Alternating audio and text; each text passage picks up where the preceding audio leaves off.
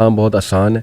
جیسے وہ حدیث ہے اس کا میں کانٹیکس بتا رہا ہوں, صحیح الفاظ مجھے ابھی یاد نہیں ہیں, کہ نبی اکرم صلی اللہ علیہ وسلم نے کہا کہ دین آسان ہے, اور جو کوئی بھی اپنے آپ کو اوور برڈن کرے گا اس میں تو وہ کیری نہیں کر سکے گا. آن دی ادر ہینڈ ایسی حدیث بھی ہمیں ملتی ہیں کہ ایک ایسا وقت آئے گا جب دین پر عمل کرنا جو ہے وہ اس طرح ہوگا جیسے کہ ایک دہکتے ہوئے کوئلے کو, اس کو انگارے کو آپ اپنے ہاتھ میں لے لیں.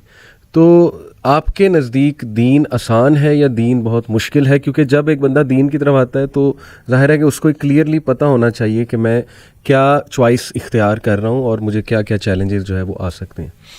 محمد علی بھائی, دین کی نیچر اللہ تعالیٰ نے آسان بنائی ہے. اچھا. اللہ اللہ تعالیٰ نے فرمایا سورۃ البقرہ میں آیت نمبر 186 میں, جی یرید اللہ بکم الیسر صحیح ولا یرید بکم العسر. بالکل اللہ تعالیٰ تم سے آسانی کا ارادہ کرتے ہیں, اللہ مشکل میں نہیں ڈالنا چاہتے تمہیں. صحیح. دوسری جگہ پہ اللہ تعالیٰ نے فرمایا سورۃ الحج میں آیت نمبر 78 میں, جی. وما جعل علیکم فی الدین من حرج. یہ تو بات ہی بالکل فائنل بات ہے صحیح. کہ اللہ نے دین کے معاملے میں تمہارے اوپر کوئی تنگی رکھی ہی نہیں ہے.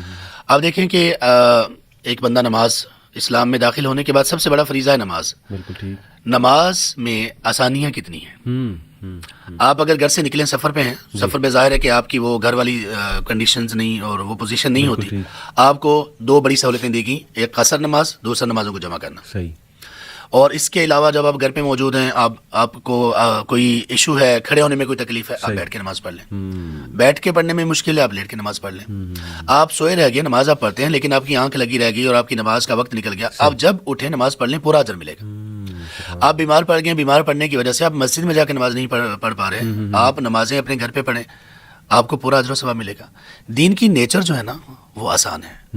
وہ جو حدیث آپ نے پہلے دو حدیث ذکر کی, پہلی حدیث صحیح بخاری میں ہے, صحیح. آپ نے فرمایا لن یشهد الدین احد الا غلبہ, یہ آپ نے بتائی. ٹھیک. کوئی بھی شخص دین کو جس کو کہتے ہیں نا ڈومیننٹ اس پہ ہونے کی کوشش کرے گا تو دین اس پر غالب آ جائے گا. اس میں بتایا یہ گیا, اس حدیث کا کانٹیکسٹ یہ ہے کہ ایک شخص وہ رات کو تہجد پڑھتا ہے, وہ تہجد 1 گھنٹے میں پڑھ سکتا ہے, وہ 3 گھنٹے لگانے کی کوشش کرتا ہے. اچھا. ایک شخص اس کے لیے رخصت ہے, آسانی ہے کہ آپ مہینے میں 3 روزے رکھ لیں. صحیح. آپ اگر اس سے زیادہ چاہتے ہو تو پیر جمعرات کا رکھ لیں. ٹھیک ہے. اس سے بھی زیادہ چاہتے ہو تو آپ 1 دن چھوڑ کے 1 دن رکھ لیں. بندہ کہتا نہیں میں اس سے بھی زیادہ رکھوں گا.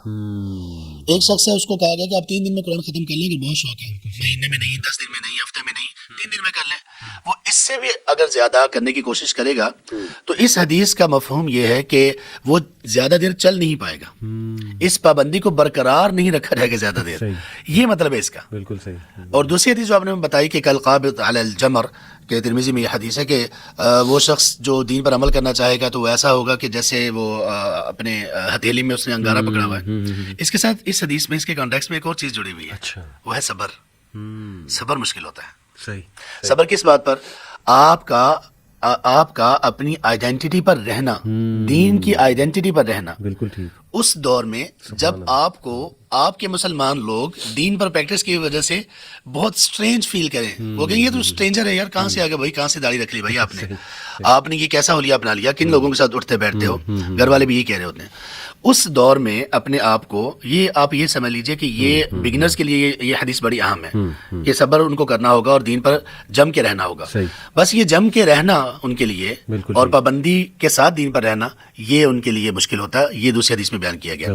آخری بات اس سلسلے کی یہ ہے, دین میں تنگی اور سختی یا دین مشکل نہیں ہے, دین میں پابندی اور کنسسٹنسی یہ موجود ہے. لوگوں کو پابندی اور کنسسٹنسی اس سے لوگوں کو لگتا ہے کہ جیسے دین بہت مشکل ہو گیا. نہیں, آپ کو یہ کہا کہ آپ نے نماز پڑھنی ہے, صحیح بات, یہ پابندی ہے. اگر یہ ہوتا نا کہ آپ کی ٹانگ میں کوئی مسئلہ ہے تو ہمیں کیا مسئلہ ہے, آپ نے کھڑے ہو کے نماز پڑھنی ہے. آپ کی کمر میں مسئلہ ہے تو کوئی اس کا مسئلہ نہیں ہے, آپ نے رکوع کرنا ہی کرنا ہے, پھر تو ہوتی سختی. اب پابندی یہ ہے کہ آپ نے کرنا ہے, آپ کھڑے نہیں کر سکتے, کوئی ایشو نہیں, آگے چلیے آپ. زبردست شیخ. اس پہ میں ایک مثال بھی اسٹوڈنٹس کو دیتا ہوتا ہوں کہ دیکھو دن میں 1440 منٹس ہوتے ہیں, 24 گھنٹے یعنی 1440 منٹ.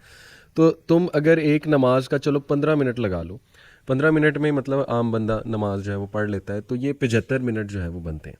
اب یہ 1440 منٹ کا کتنواں حصہ ہے 75 منٹس, یعنی 7% میں بھی 8%. تو میں انہیں کہتا ہوں کہ تمہاری جو جاب ہے وہ تو 50% آف دا ڈے تمہارا مانگ رہی ہے, یعنی 11 سے 12 گھنٹے کی جاب ہوتی ہے, انسان نکلتا ہے, کماتا ہے, اور وہ ضرورت ہے اس کی, ظاہر ہے. تو کیسے دین مشکل ہے کہ 7% صرف تم سے دن میں مانگا جا رہا ہے، یا الصلاۃ یا الفلاح.